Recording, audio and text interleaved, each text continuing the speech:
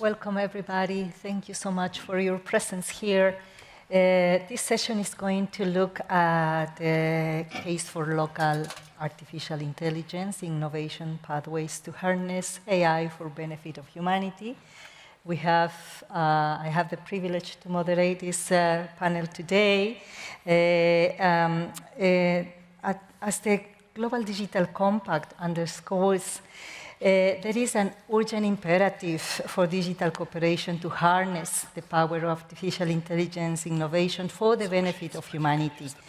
Evidence so far produced in several parts of the world, particularly in the context of the Global South, increasingly points to the importance of contextually grounded artificial intelligence innovation for a just and sustainable digital transition. This session is going to look at 3 dimensions of a local artificial intelligence: inclusivity, indigeneity, and intentionality. Our speakers from the expertise and on viewpoints will help us to get a deeper understanding of how these dimensions played out for local AI that is contextual and that contributes to the well-being of people and planet. So I have the pleasure of having Anita Gurumurthy from IT for Change to just help us to frame the conversation that we will have. And I will invite Anita then to come and please frame the conversation, set the ground and the tone for the conversation with our panelists. Thank you, Valeria, and it's an honor to be part of this panel. So I think the starting point when we look at a just and sustainable digital transition is to reconcile 2 things. On the one hand, you have an unequal distribution of AI capabilities, and on the other, you actually have an increasing set of demands owing to climate and energy and the impacts of innovation on a planetary scale. And therefore, the question is, how do we democratize innovation and look at ideas of scale afresh? Because the models we have today are on planetary scale. Both the production and consumption of AI innovation need to be cognizant of planetary boundaries. Essentially, then, what is this idea of local AI? Is it different from ideas of localizing AI? Is there a concept such as local AI? Will that even work? I just want to place before you some statistics, and we have a colleague online who will speak about this from UN Trade and Development, from the Digital Economy report that was brought out by the UN. And I want to quote some statistics. Between 2022 and 2025, AI-related investment doubled from $100 to $200 billion. By comparison, this is about 3 times the global spending on climate change adaptation. So we're investing much more on R&D and for AI and much less on what we need to do to, in many ways, look at the energy question and the water question. Supercomputing chips have enabled some energy efficiency, but market trends suggest that this is not going to make way for building or for developing models differently. It's going to support bigger, more complex large language models, in turn mitigating the marginal energy savings that are possible because chips are becoming more energy efficient.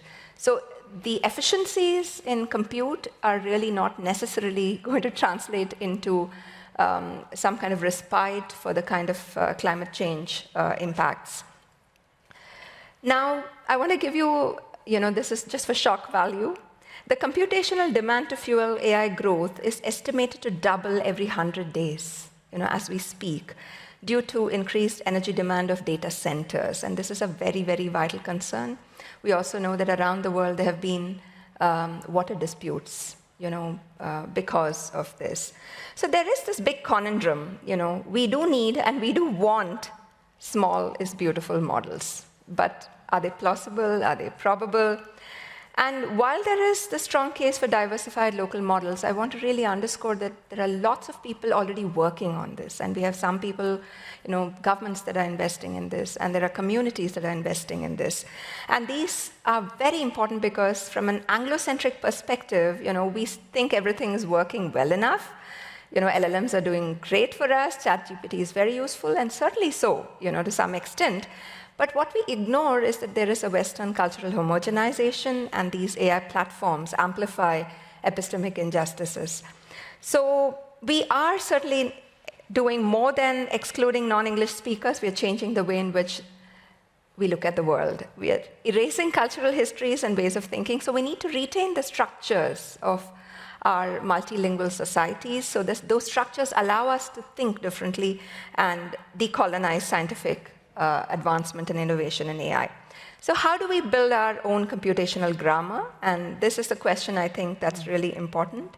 And we reject the unified global system, but the question is, are these smaller autonomous systems even possible? Can we do this for minoritized communities, minoritized languages?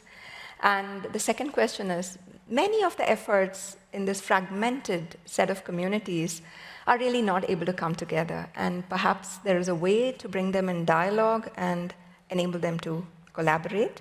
So this tension between pluralism that is so necessary and generalized models that seem to be the only way AI models are developing in the market, this tension is where the sweet spot of investigation actually lies. And with that, I revert back to you. Thank you, Anita. Thank you for illustrating also why enabling public accountability is a must in the way in which artificial intelligence is conceptualized, designed, and deployed. Let's go to the first round of the conversation. I mentioned that we will be digging into 3 dimensions of local AI: inclusivity, indigeneity, and intentionality. The first round will focus on inclusion, and the question for Jackie C2, the UN Trade and Development Agency, and also Lynette Wamboka from Global Partnership for Sustainable Development Data is, what are the pathways to AI innovation that are truly inclusive, and how can local communities be real beneficiaries of AI? So let me invite our panelists to please address this initial question. So can we go with Jackie C2? Yes. It's online, it's remotely. Welcome. Thank you. Thank you very much. Just to double check whether you can see my screen and hear me well. Yes. Yes. Okay, perfect. So my sharing will be based on this UNTAC flagship publication that was just released 2 months ago on the title Inclusive AI for Development. So I think it fit into the discussion very well. And to begin with, I would just want to highlight 3 key drivers of AI development over the past decades, and they are infrastructure, data, and skills. And we want to look into the questions of inclusiveness. We need to focus on these 3 key elements. Because right now we can see a significant AI divide. For example, in terms of infrastructure, one single company, NVIDIA, actually produces 90% of the GPU, which is a critical component for computing resources. And we witness the same kind of AI divide in data, skills, and also other areas like R&D, patent, scientific publication on AI, etc. So this is the main framework that helps us to dive into the discussion on how to make AI inclusive. And the first message that I have is on the key takeaway to promote inclusive AI adoption. This is features in our report on many successful AI adoption cases in developing countries. And based on the framework that I just shared, on infrastructure, one very important takeaway is to work around the local available digital infrastructure. Right now, over the world, we have still 1/3 of the population without access to the internet. So some kind of AI solution that is able to work offline would be essential for us to promote its adoption. And that is what I meant by working around the locally available infrastructure.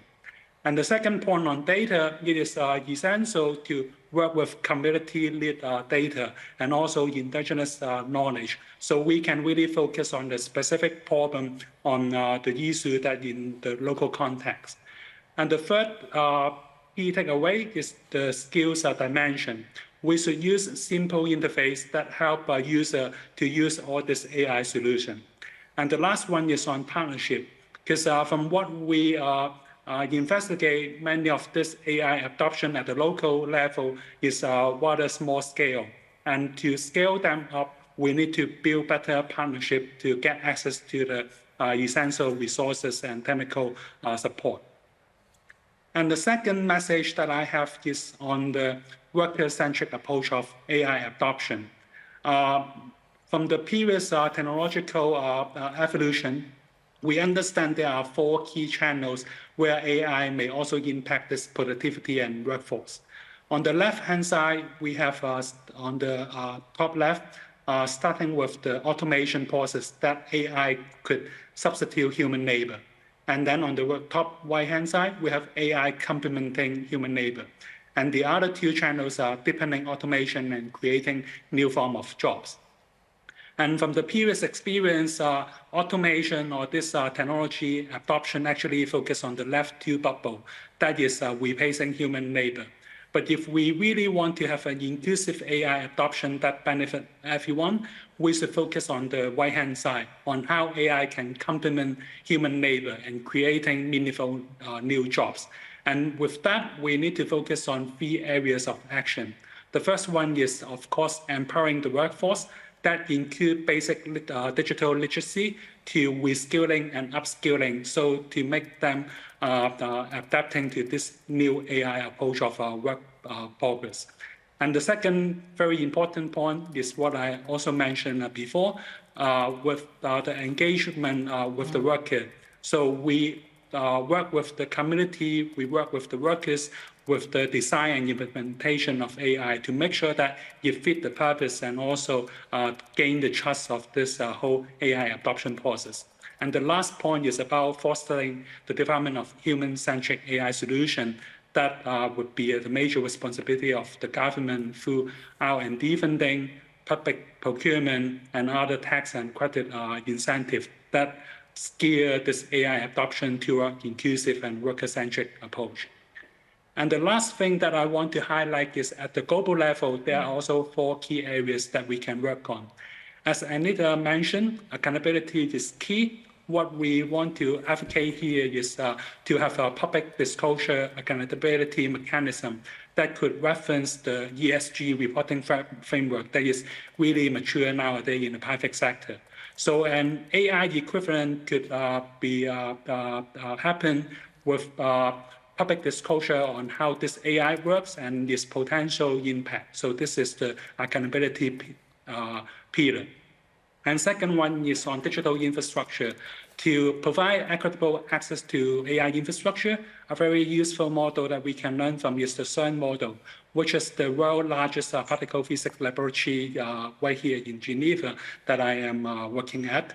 And this model could help pool the resources to provide shared infrastructure for every stakeholder.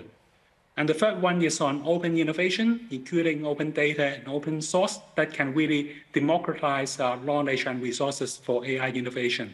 And what we need is to coordinate all these fermented resources for better sharing and better standard. And the last point that I want to highlight is on capacity building.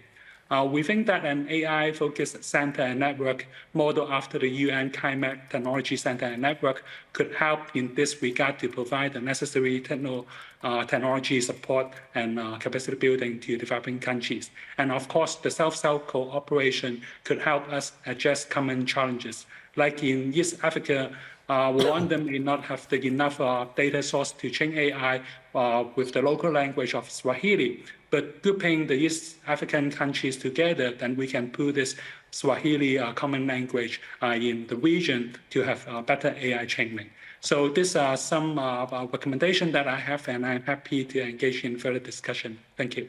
Thank you very much, Jackie. So obviously multi-dimensional approach is needed for the dividends of AI to be distributed equally.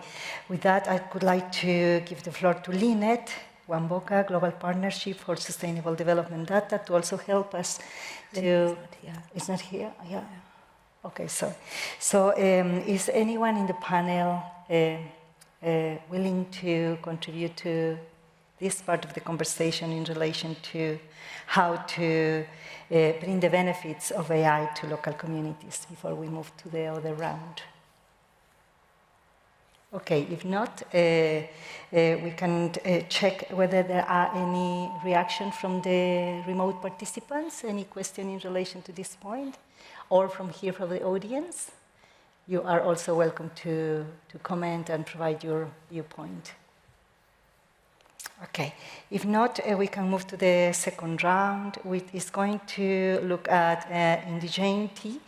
With radical shifts, do we need an artificial intelligence infrastructure for an economy and society attentive and accountable to the people? And I will invite Ambassador Aridam Baki, Government of India, to comment, and Sarah Nicole from Project Liberty Institute to also help us to address this dimension of local AI. Please, Ambassador. Thank you. Welcome. Thank you for convening this and bringing this very, very important subject at fore, like how do we balance between wider AI adoption, building models, building applications, vis-a-vis the energy challenges that we are there, which hampers in some ways our goals towards sustainable development that we had all agreed long back. So it's not an easy challenge for governments across, because on one hand we want to take advantage of the benefits that are going to come, and on the other hand we want to limit the risks that are coming on climate change and sustainable development. So the approach towards local AI seems to be good, but to make that happen, there will be several necessary ingredients to that. Many of it was highlighted by our speaker from UNCTAD very succinctly, but I would like to just mention that what we observe in India, in many ways, given the diversity that we have, given the languages that we have, linguistic diversity, cultural diversity, contextual diversity that we have, is kind of a microcosm of the whole world. How do we ensure that whatever we build in a country of our size and magnitude applies to all sections of the society, everybody becomes included in that. So in that, one key challenge, of course, relates to infrastructure, because AI compute infrastructure is scarce, it's expensive, it's not easy to get. Very few companies control it, and to do that, and if you have to democratize access to compute infrastructure, the model that we adopted in India was to ensure that we create a common central facility through which, of course, provided through private sector providers, but this compute should be available to all researchers, academicians, startups, industry, those people who are training models or doing inferencing or building applications. And this compute, we worked out a mechanism so that it becomes available at an affordable cost. We underwrite to the tune of almost 40% of the compute cost from the side of the government. So end user gets it at a rate which is less than $1 per GPU per hour. So this model has worked, and I do believe the solution that was proposed earlier of building a CERN for AI. So if we can create a global compute infrastructure facility across countries or several foundations, multilateral bodies joining in and creating this infrastructure, making it available, it can really, really solve the access to infrastructure challenge that we have. The second key ingredient for building AI applications and models is, of course, about data. How do we ensure that we have data sets available? So it's okay to desire to have local AI models, contextual models, but till we have necessary data sets in all languages and all contexts, all cultures, it will not really happen. So to do that, again, again, going back to the example that we have in India, is that there also we realized that we have lots of data sets in English and maybe major Indian languages, but when it came to minor Indian languages, we had very limited data sets. So we launched a crowdsourcing campaign to get linguistic data across languages, across cultures, in which people could kind of come to a portal and contribute data sets. So that has really helped. So that model can again be kind of made global, and different communities, even smaller communities, can ensure that they can augment the corpus of data sets on which the LLMs are trained, which has contextual and linguistic data sets. So that can be again an innovative solution towards making the data sets more inclusive and more global. The third key ingredient on which we need to kind of enable, even if we have to push local AI, is about capacity building and skills. Like AI talent is also rare and scarce, it's limited. There are few countries which are well ahead in that, but in order to ensure that we impart necessary skilling and training to students and to AI entrepreneurs with regard to how to train models, how to wire up even 1,000 GPUs, it requires necessary skills. If we can take up a capacity building initiative across, driven by a central initiative through the UN body or the Global Partnership on AI, and ensure that all those talented people who have the capacity to build AI applications are given the necessary skills and training in doing inferencing and building models and using AI for solving societal problems, it can really, really help. And the fourth approach will be to, of course, build use cases, AI use cases in key sectors, whether it's healthcare, whether it's agriculture, whether it's education, and create a global repository of AI applications which can be shareable across geographies. If we are able to take these necessary steps across infrastructure, data sets, training, capacity building, and building use cases, repository use cases, I think we'll be able to push forward the agenda of adoption of AI and building local AI at some stage. Absolutely, Ambassador. Definitely AI models have to reflect contextually grounded innovation norms and ethics. Then I would like to invite Sarah Nicole from Project Liberty Institute. Please share your thoughts with us on this issue. Yeah, thank you very much for the invitation to give this short lightning talk. And thank you for the first insight as well. I will be a little bit controversial and really appreciate the way the question was framed. So I really appreciate the radicality aspect in it. Because the mainstream view is really that AI is a completely disruptive technology, that it changes everything in our societies, in our economies, in our daily life. But I would argue quite the contrary. AI is essentially a neural network, right, that replicates the way the brain works. It analyzes specific data sets. From those data sets, it finds connection, creates patterns, uses those patterns to respond to certain tasks like prompt, search, and so on. So overall, AI is an automation tool. It is a tool that accelerates and amplifies everything that we know. So necessarily, the current structure that is highly centralized and that strips users' data out of their control is reinforced by AI. And it also reinforced the big tech companies and everything that we've been knowing for decades. It benefits from the centralization of the digital economy that is necessary to train its model. So AI is very much so the result of the digital economy that has been in place for multiple years. So if AI is a continuity and an amplification of what we already know, then the radicality needs to come from the response that we'll bring to it. And at Project Liberty Institute, we believe that every people, users, citizen, call it what you want, deserves to have a voice, a choice, and stake in their digital life. And this goes first by giving users data agency. This requires infrastructure design changes, profound one.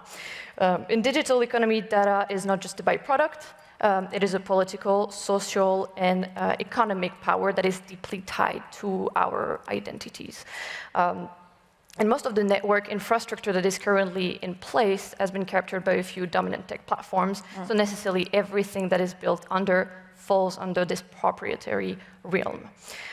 Scrapping, of course, empowerment of users, transparency, privacy, and so on. So AI rapidly shapes everything that we're doing in our life.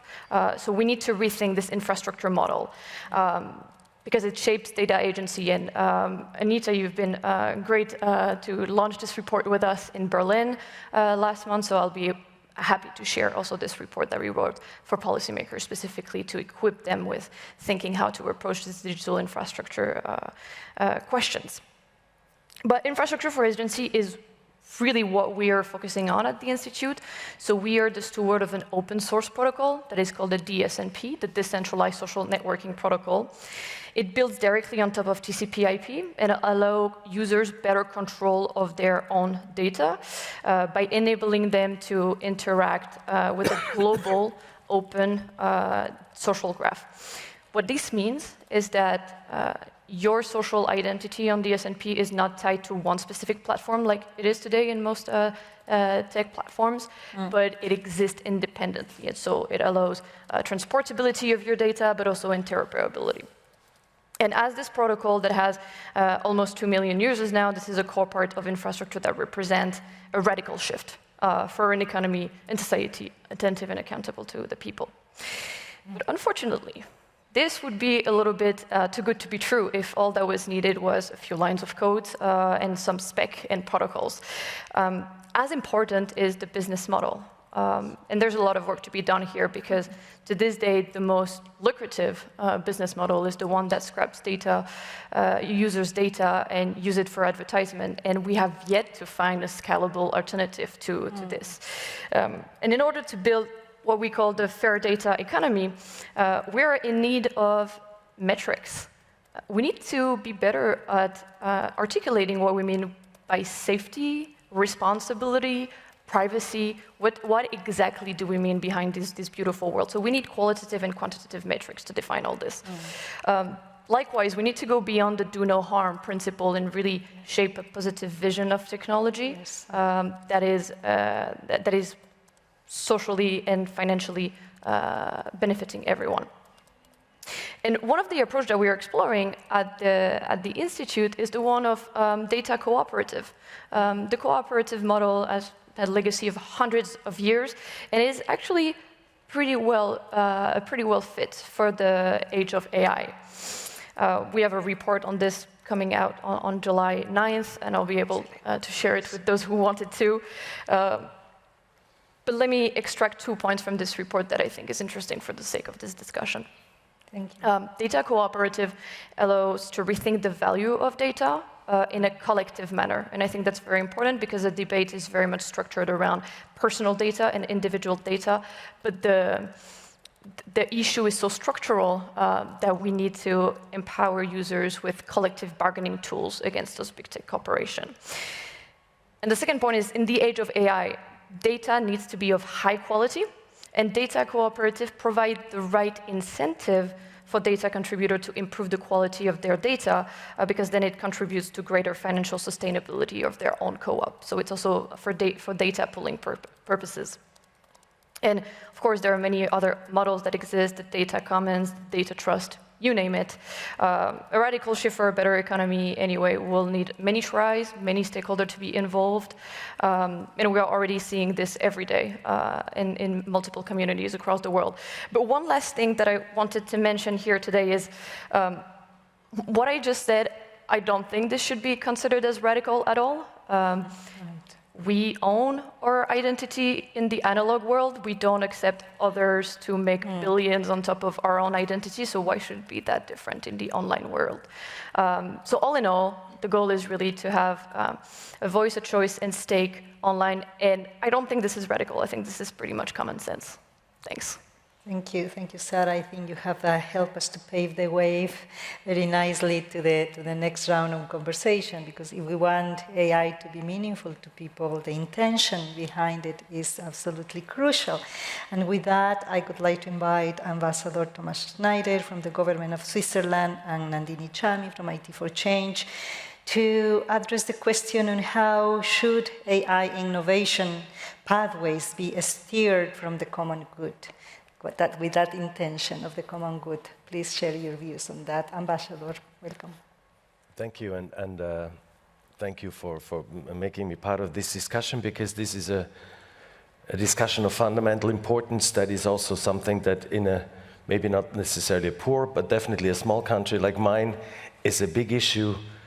These scaling effects that we're seeing, and you've highlighted some of the aspects, how can a small actor cope, survive, call it whatever you want, in such a system where by design the big ones have the resources, have the power. But the question is, does it have to be like this? Yeah. Or is it just, would there be alternatives? And I think we have already heard a number of elements where you actually can, how the small ones need to cooperate in order to benefit from this as well. And of course we know about the risks and all of this, but I think it would be a mistake not to use these technologies because the potential is huge. And being an economist and a historian and not a lawyer, actually, much of this reminds me of the first revolution in the Industrial Revolution, where, for instance, Switzerland was a country that was lagging behind they had already trains and railways in the UK, and we were still like walking around in the mountains. But then we were catching up quite quickly. But it wasn't just enough to buy locomotives and coaches from the UK or produce them ourselves. We had to realize that you need to build a whole ecosystem in order to allow you to use this technology to make it your own, and some of it has been mentioned. What struck me lately, just I read an article about the extinguishing of the Credit Suisse, of the Swiss bank, and it struck me again, this bank was created by the politician and his people that were actually bringing the railways to Switzerland and building the railway system. So what they did not just buy coaches and build railways and bridges and tunnels, they also built the ETH Zurich, so they knew we need to have engineers, we need to have people that have the skills to actually drive these things, build the infrastructure. So they did not just create the railway, they created the first universities, like in polytechnical universities, and they knew, like, we are a small country, we don't have the resources, we need somebody that gives us credit, we need to have a financial system around it, and it also connects to you. You can have nice ideas, but if you don't get the resources for them, nothing happens. And that was remarkable that this was all through basically by one person plus his team in the 1840s and 50s. And I think we need to understand, and I think we've heard a lot of input, what do we need? Each community for herself, but also in order to be able to create our own ecosystem, and how to cooperate with others that are in the same situation. It can be communities in a different country, but can actually also be communities at the other end of the world, but that may actually create a win-win situation with you. So I think this is really important. And for the small actors, how can we break this vicious cycle of scaling effects that you cannot deliver? And we've heard also some elements that are important for us in Switzerland. The cooperative model is actually something. Much of our success stories economically are actually still cooperatives. The biggest supermarket in Switzerland was created 100 years ago as a cooperative. It is still a cooperative. Not as much as it used to be, but legally it's a cooperative. Every customer can actually vote. So every few years there's a discussion, should this supermarket be able to sell alcohol or not? And they want to, but the people say no. So just one, and we have insurances that are cooperatives and so on. So that's an element. And another element is sharing the computing power. In Switzerland, we've been working with NVIDIA to develop their chips 10 years ago, and now we have the result. We have one of the 10 biggest supercomputers, apart from the private ones, of course, of the big companies, that is in Switzerland. We cooperate with Lumi, with the Finns, and we try to create a network. We've started to set up a network to share computing power across the world for small actors, universities, and so on. So this initiative is called ICAIN, I-C-A-I-N. So there's lots of things to do, and I think if we do a nice summary of the elements that we have heard so far, we can actually, that gives us some guidance for the next steps. Thank you, Ambassador. Nandini, please help us with your views. It's a very interesting conversation, and I think we are having this at a very timely moment when there is a recognition that if we are talking about a just and sustainable digital transition, we need to get out of the dominant AI paradigm and move towards something else.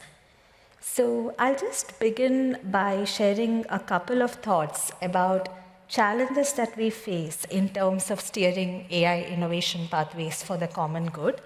And these reflections come from the UNDP's Human Development Report of 2025, which focuses on the theme People and Possibilities in the Age of AI.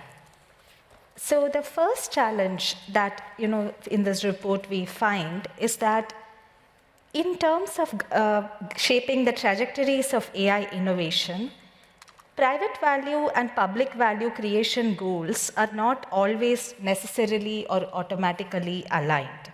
And to quote from a report, despite AI's potential to accelerate technological progress and scientific discovery, current innovation incentives are geared towards rapid deployment, scale, and automation, often at the expense of transparency, fairness, and social inclusion. So how do we shape these with intentionality and consciously? That is very important. The second insight from this report is that since development is a path-dependent project, these path dependencies mean that AI adoption does not automatically open up routes to economic diversification. We just heard reflections on ecosystem strengthening, and this report also adds to the similar lens, that the economic structures in many developing countries and LDCs may limit the local economy's potential to absorb productivity spillovers from AI, and there may be fewer and weaker links to high-value added activities. So this actually means that there needs to be a complementarity between development roadmaps and AI roadmaps, and the objectives of development, the specific contextual strength, opportunities, challenges, and weaknesses mapping in terms of where the potential for economic diversification lies, and where we use AI as bridge building, as a general purpose technology. These become extremely contextually grounded activities to do, and we need to move beyond an obsession with AI economy roadmap development as just a technological activity and look at it as an ecosystem activity. So from this perspective, I would just like to share from our work at IT for Change about 3 to 4 reflections on what it would take to make techno-institutional choices that will shape these innovation trajectories in these directions that we seek. So first, we come to the issue of technology foresight. And in the panel also, we were discussing the question of do no harm principle. Oftentimes in these debates, we hear a discourse of inevitability of AI as a Frankenstein technology that will just definitely go out of control. And there's a lot of long-termist alarmism about we will no longer be able to control AI. But what happens is this starts distracting from setting limits on AI development in the here and now, which actually means that in operationalizing and actionizing the do no harm principle, instead of moving fast and breaking things, we probably need to go back to the precautionary principle of the Rio Declaration about what we need to do to shape technologies. And secondly, as the Aarhus Convention on Environmental Matters specifies in the context of environmental decision making, we need to be talking about right of the public to access information and participate in AI decision making. So we are not just looking at rights of affected parties in the AI harms discourse. The second point is that in AI value chains which are transnational, which are very complex, and which have multiple actors and system providers and deployers and subject citizens on whom AI is finally deployed, how do we fix liability for individual, collective, and societal harms, and how do we update our product fault liability regimes so that the burden of proof is no longer on the affected party to prove the causal link between the defect in a particular AI product or service and the harm that was suffered, given the black box nature of this technology? Thinking this through becomes very important. And thirdly, when we look at the technological infrastructure choices, of course, OpenAI affordances become very important as a starting point, but it's also useful to remember that they don't automatically enable better accountability, democratic competition, and inclusivity. As experiences of how we build open source AI on top of DPG stacks have shown, where it's very much possible that big tech firms, dominant firms, are able to use the primary locus of open source AI development to improve their products rather than to bring democratic innovation at the edges, as research shows. And my last point is actually about policy support for fostering alternatives, particularly federated AI commons thinking. So there are alternative visions such as community AI that focus on looking at task-specific small solutions that may not use so much compute at scale, but will run very contextually grounded inferences in specific communities. At IT for Change, we are exploring the development of such a model with the public school education system in Kerala, for instance. There have also been proposals that have been made in G20 discussions as part of the T20 dialogues about how do we shape public procurement policies and the directions of public research funding for development of shared compute infrastructure, which came up in our discussion. And also, how do we ensure that in the participation of different market actors on public AI stacks and the use of public AI compute, what would be licensing safeguards and other things that we build? And the macroeconomic connections between the rules that we are signing in digital trade agreements and the policy space, particularly in the developing country context, to provide the necessary public policy scaffolding for building a diverse and decentralized AI commoning ecosystem. We may need to think a bit more about it. Thank you. Thank you so much, Nandini. Let me check with Sadhana if there are remote participants wanted to make interventions or have questions, and I also invite you all to also get ready with your questions and comments and reactions if you have one. Thank you, Valeria. I hope everyone can hear me. There is one question in the chat from Timothy who asks, digital transformation is built upon intellectual property rights frameworks, means of ownership and trade. When considering existing trends, projects, and works that are resourced versus those that lack resourcing, how are the natural legal persons provided the necessary support to retain legal agency, both for themselves as well as to support traditional roles such as those of a parental guardian or others? Thank you, Sadhana. Is anyone in the panel? Anyone in the panel would like to address that question? I didn't hear clearly the question.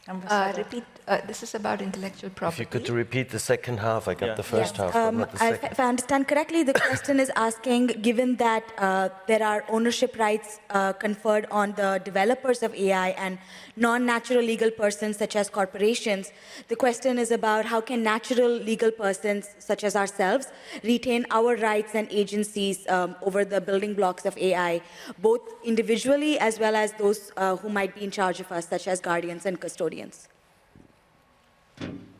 Like, one part is that, of course, the way the technology is evolving, there is IP-driven solutions and there are open source solutions. So what we need to emphasize is to promote open source solutions to the extent possible so that more and more developers get access to the APIs and they can build applications on top of it. The second part of it is that with regard to, like, ultimately somebody has to pay for these solutions. Like, it's not that everything will come for free. And those companies which are known to provide services for free, they monetize your data. We all know about it. There have been big tech companies who are indulging in that. So at some point of time, we'll have to take a call whether if I want to use a service, like you mentioned, a ChatGPT service, which kind of helps me in improving my efficiency, my productivity. Either I pay for that service or I contribute to the data sets. So that call individuals, companies, societies will need to take, that what is the cost of convenience or what is the cost of getting a service, in what form we can do. The other part which can be done, which is very complex, is to work out a marketplace kind of mechanism in which every service is priced. So, if I'm contributing data sets, if I'm contributing to building a corpus in a particular language, then can we incentivize those who are contributing the data sets? In fact, there is a initiative, there is a company called Karya in India, which is doing that, which is actually paying people for contributing data sets, which kind of ensures that those who are becoming part of the ecosystem, they do that. Then there are companies which have started incentivizing delivery boys, food delivery boys, and cab drivers, Uber drivers, so that when they drive around, they get details about city amenities, about garbage dumps, about missing manual covers, street lights, traffic lights not functioning, sharing that information with the city government, and then they get in turn paid for doing that service.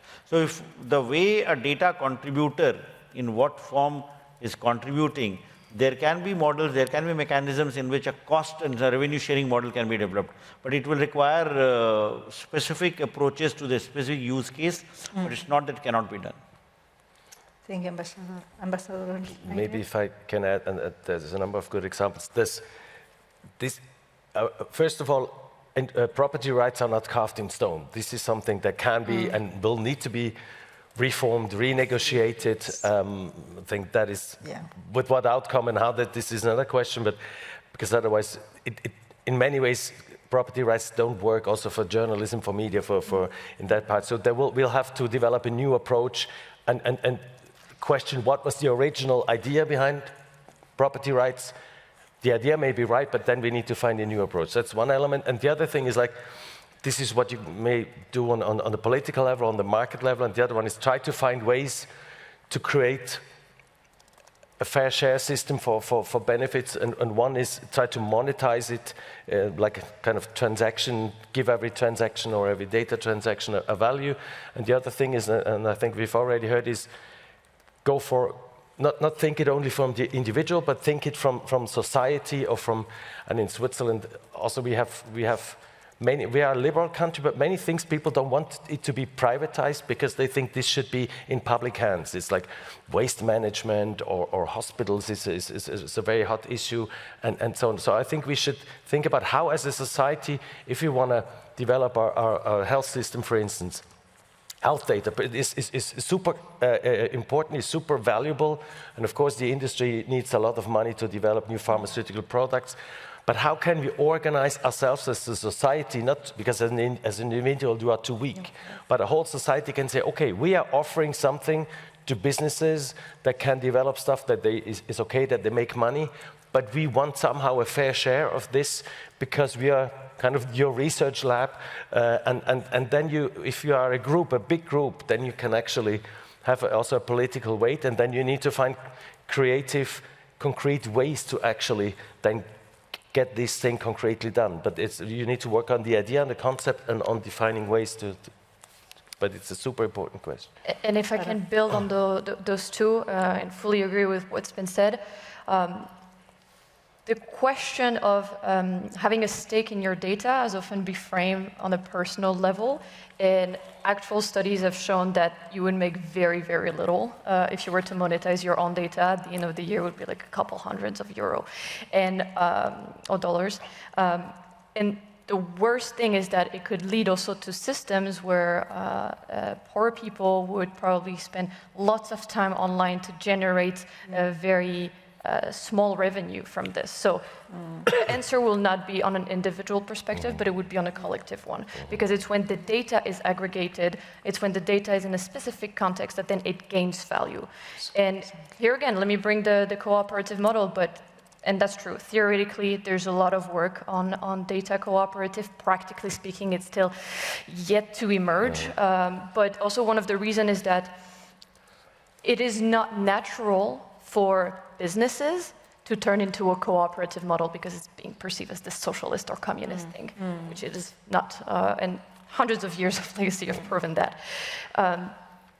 But there are many cooperative, data cooperative, that pull specific data with a specific type of expertise, and then allow some AI to be trained on this expertise and high quality data. And this is where we can have better rights and better protections for individual once it is aggregated in common. So really, the mentality really needs to shift from this like personal data framed discussion. I think that benefits also a lot of the big tech companies to a more collective and organization perspective. Thank you. Anita. I don't think that there's an easy answer, and I think we need to step up and rethink, as people have said, on this entire idea of what's ownership. Two things I would like to say is that for developing countries particularly, I think in our global agreements on trade and intellectual property, we oftentimes cede our space to regulate in the public interest back in our countries. So often transnational companies use the excuse of trade secrets to lock up data that otherwise should be available to public transportation authorities, public hospitals, etc. And perhaps we do need to strongly institute exceptions in IP laws for the sake of society to be able to use that threshold of aggregate data that is necessary to keep our societies in order. I'm sorry, I'm using that terminology in a very, very broad sense. Yes. But I mean, that is needed. You just can't lock up that data and say it's not available because it's a trade secret. The second is that the largest source for the large language models, especially ChatGPT, was Wikipedia. So you actually see free riding happening, on top of these commons. And therefore, there's another imperative, I think, for us to rethink the intellectual property regime on, well, we will do open source, but what if my open source meant for my community is actually servicing profiteering? So we do need laws to think through those data exchanges, whether it's agricultural data, whatever data commons or public data sets do need to protect society from free riding and also foul dealing. Foul dealing is when, the exploitation really reaches, a very, very high threshold. The last point I want to make is we've been talking about the nudge economy that has generated the data sets. But what we read today is that there's an economy of prompt. On top of AI models that you see when you search is the way in which you're defining your prompts as users, and that is perfecting the large language models. Yes. So this is a complexity from nudge to prompt, which means that all of us are feeding the already monopolistic models with the necessary information for that to become more efficient, which effectively means that the small can never survive. So what do you do then for the small to survive is actually a question of societal commons, so that this economy of prompt and economy of profiteering from prompt can actually be curtailed. And I think these are future questions for governance and regulation, but essentially also for international cooperation. That's excellent. Okay, let me now invite your comment, please, or your question. My name is Dr. Nermeen Salim, the Secretary General of Creators Union of Arab. It's a consultative status with the UN. And by accident, I'm expert in intellectual property. So for comment for this question, I want just to comment about the intellectual property of AI. In the WIPO, the International Organization of Intellectual Property, they not yet reach to the ideal convention for protecting AI because it's divided between two sections, the AI as a data, as the technology way, and as the content which is generated by AI. But for this, we are at a civil society, have launched in the IGF last IGF in Riyadh, a platform for protecting the content for users for digital area. When the users want to share their articles, researches, photos, trademark, and they don't know where to register this, we make a platform to submit and take a QR code and verified by blockchain until he go to the government minister, which is responsible for registration. But this verification is very important to prove the priority date of sharing. This is in the international law of intellectual property, is taking in consideration in the court in the case of conflict between users. That's just a comment for the question they make it. Thank you for your input. We are a minute away from the end of the session, so I would like to invite every one of you, the panel, to share some final remarks. Yes? Just to add something, anyone want to know about this platform, it's www.ipverification.org. It's available now as a demo. Okay, thank you very much. Thank you. So just very brief final remarks, like 10 seconds, with the highlight that you would like to leave the audience with, please. So let me start with you, Nandini. Yeah. I think the discussion is showing us that there's a long history of contestations about the public domain and how to draw the line between private property and public domain while continuing to incentivize innovation and preserve common heritage, particularly in knowledge IP. AI is a new instantiation of that problem. Yes. Ambassador Snyder? Thank you. I'll just say this was really exciting, and I hope we can follow up on this because it's super important, and thank you really for this discussion. Sarah? Thank you will be the last thing as well. Ambassador? Yeah, my takeaway is that the cooperative model for infrastructure, data sets works, and then maybe for models and applications, we need to push forward more for open source models without the concerns of IP and other stuff. Absolutely. Anita? I'm thinking that the public and the local cannot exist without each other. Yeah, absolutely, absolutely, and thank you so much for your presence. Not easy answers, as you said. And oh yes, I'm sorry, Jackie. Please, your final remarks. Yes, thank you. I think data is a very strategic and key asset for both AI and the digital economy. And with that, I just want to share with you that we have recently established a multi-stakeholder working group on data governance. So hopefully that could provide some recommendation on how we can develop a good data governance framework. Thank you. Absolutely. So not easy answers. Some of the responses and solutions are coming from the margins, from the academia, from the social movements, and different groups impacted by digitalization. So yes, let's keep the conversation going, and let's use this space and hopefully also the WSIS Plus 20 review in order to be able to define the grounds for different approaches and a different paradigm for AI for the common good. So thank you so much for your presence and to all of you for your contributions. Thank you so much.